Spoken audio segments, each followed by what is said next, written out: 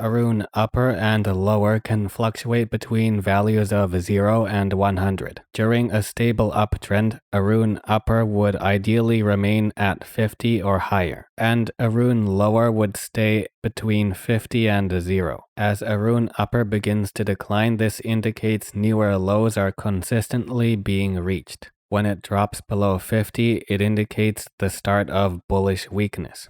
In contrast, rising Aroon lower values point to bearish strength and increased selling towards newer lows. When Aroon lower crosses over Aroon upper and Aroon upper crosses below Aroon lower, it can point to a weakening stage of a strong uptrend, either towards consolidation, retracement, or a full reversal. In this case, since Aroon lower doesn't consistently advance over 50, and Aroon upper quickly gets back over 50, it's been more of a minor retracement towards a consolidation prior towards more neutral to increasingly bearish developments where Aroon upper goes below 50 and remains there for an extended time, while Aroon lower continues to rise and eventually establishes a solid presence over 50. And that's essentially the exact opposite of what we began with, to mark the conclusive end of the uptrend and a transition to a bearish reversal.